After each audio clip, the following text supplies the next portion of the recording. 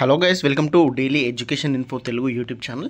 ఈ వీడియోలో మనం ఎన్టీపీసీకి సంబంధించిన రిక్రూట్మెంట్ గురించి అయితే తెలుసుకుందాము. ఇక్కడ చూసుకుంటే మీ ఎన్టీపీసీ లిమిటెడ్ నుంచి 400 అసిస్టెంట్ ఎగ్జిక్యూటివ్ ఆపరేషనల్ పోస్టుల నియామకానికి అయితే నోటిఫికేషన్ విడుదల అయ్యింది. ఫిబ్రవరి 15 నుంచి ఆన్లైన్లో దరఖాస్తు చేసుకోవచ్చు. లాస్ట్ డేట్ వచ్చేసి మార్చ్ 1 వరకు అయితే మీరు అప్లై చేసుకోవచ్చు. విద్యా అర్హత గుర్తింపు పొందిన విశ్వవిద్యాలయం సంస్థ నుంచి మినిమం 40% మార్క్స్తో మెకానికల్ ఎలక్ట్రికల్లో బీఈ లేదా బీటెక్ చేసి ఉండాలి, పాస్ అయి ఉండాలి.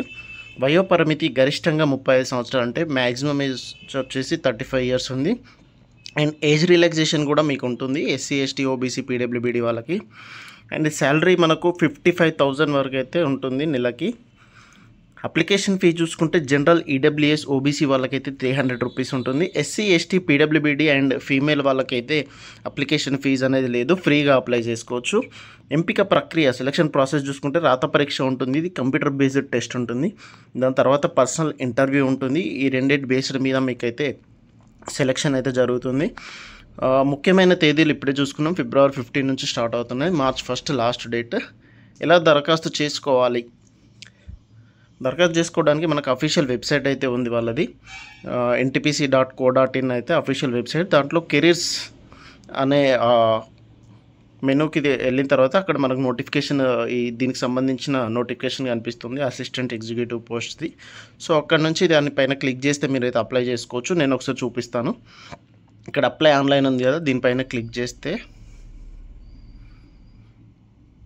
ఇది careers.ntpc ఓపెన్ అవుతుంది. సో ఇట్లా కిందికి వస్తే మనకి ఇది recruitment of assistant executive operation.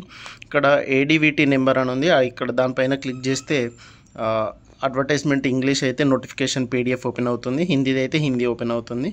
Starting date, ending date ఉంది అప్లికేషన్కి. List of documents to be uploaded, ఏమేమి కావాలనేది దానిపైన క్లిక్ చేస్తే తెలుస్తుంది. ఇక్కడ అప్లై పైన క్లిక్ చేస్తే మనకి ఇట్లా ఓపెన్ అవుతుంది, క్యాండిడేట్ లాగిన్ అని.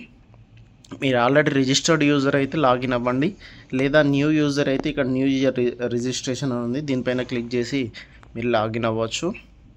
ఇక్కడ select name, first name, middle name ఇవన్నీ ఫిల్ చేసి మీరైతే లాగిన్ అయ్యి అప్లై చేసుకోవచ్చు.